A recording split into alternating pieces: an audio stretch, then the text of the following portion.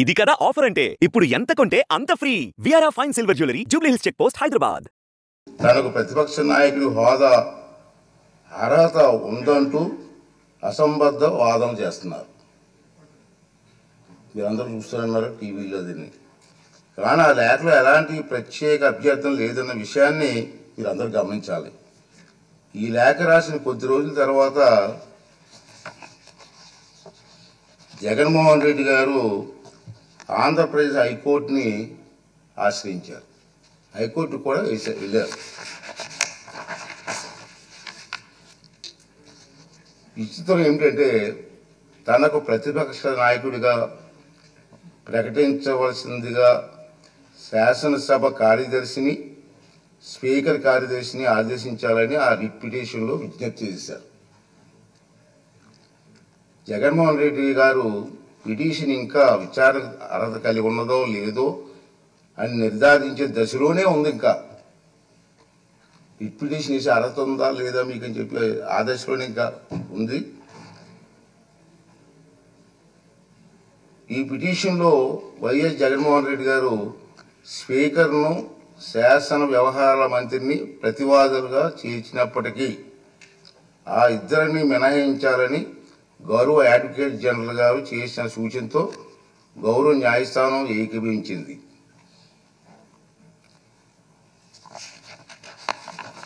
ఈ న్యాయ ప్రక్రియ కొలిక్కి వచ్చే వరకు వేచి చూద్దాం అనుకున్నాను. నేను ఇంకా కోర్టులో పెండింగ్ ఉంది, పెండింగ్ చూద్దాం అని చెప్పి అనుకున్నాను.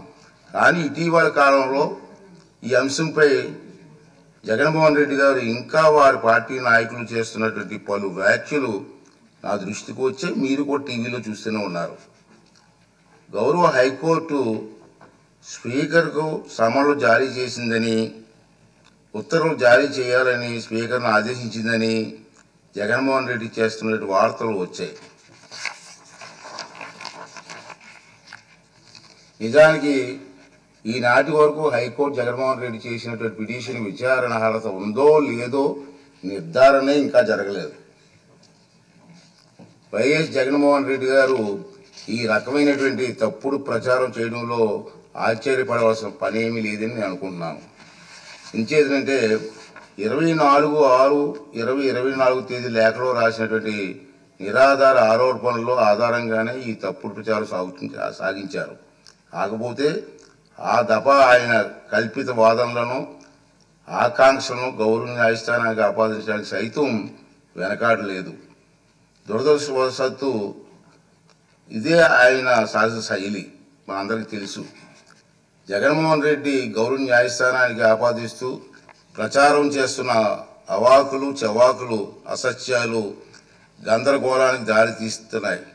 కనుక ఈ రూలింగ్ ద్వారా తప్పుడు ప్రచారాన్ని తెరదించాలని చెప్పి నేను నిర్ణయించుకున్నాను. అదండి నేను చెప్తాను. ఇది నేను నా రూలింగ్ సార్. ఇది ఈ రూలింగ్లు అన్నీ వస్తాయి. లాస్ట్ వరకు ఉంటే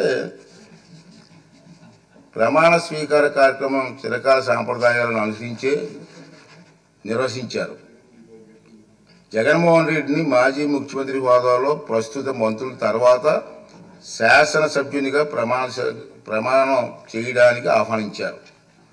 గతంలో 11/1/1995 నాడు అప్పుడు ఆంధ్రప్రదేశ్ శాసనసభ కూడా అప్పటి మాజీ ముఖ్యమంత్రిని మంత్రుల తర్వాతే ప్రమాణం చేయడానికి ఆహ్వానించిన సంగతి మీకు గుర్తు చేస్తున్నాను.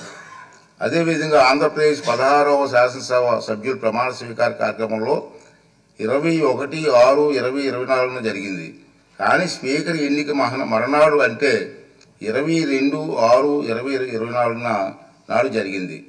ప్రతిపక్ష నాయకుడిగా గుర్తింపు ఇవ్వగలిగితే అధికారం కేవలం స్పీకర్కి మాత్రమే ఉంటుంది.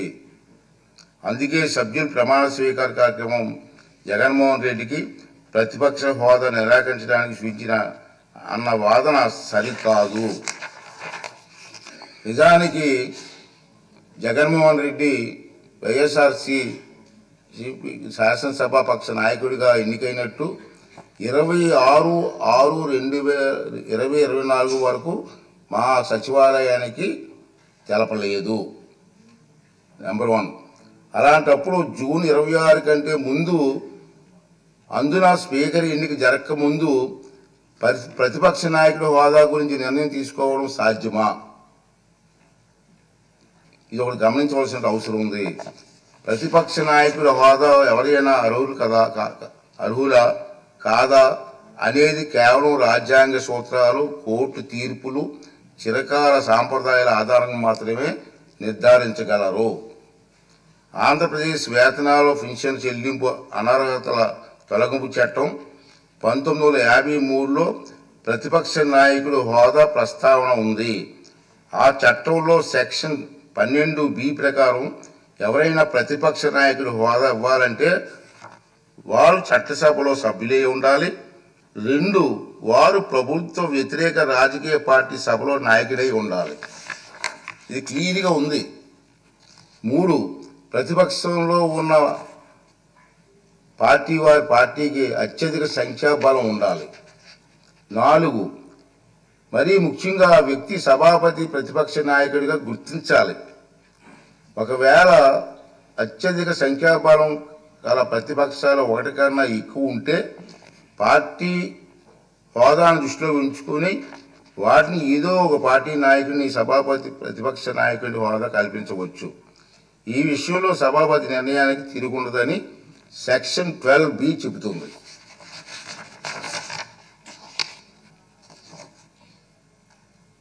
అదే సి, సభ సమావేశంలో కావడానికి అవసరమైన క్వారం కనీసం సమానంగా ఉంటే సభలో మొత్తం సభ్యుల్లో 10% సంఖ్యాబలం తప్పక కలిగి ఉండాలి. ఈ చరిత్రాత్మక డైరెక్షన్ను పార్లమెంట్లో ఆంధ్రప్రదేశ్ శాసనసభతో సహా అన్ని రాష్ట్రాలు చట్టసభల్లోని పాటిస్తున్నారు.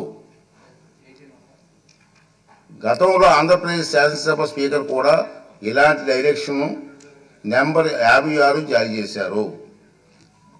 ఈ డైరెక్షన్కు మూలాలు రాజ్యాంగం చూస్తే 103, 189(3) అధికారంలో ఉన్నాయి. చట్టసభల నిర్వహణ కనీసం 10% సభ్యులు హాజరను వారంగా ఈ అధికారంలో నిర్దేశించారు.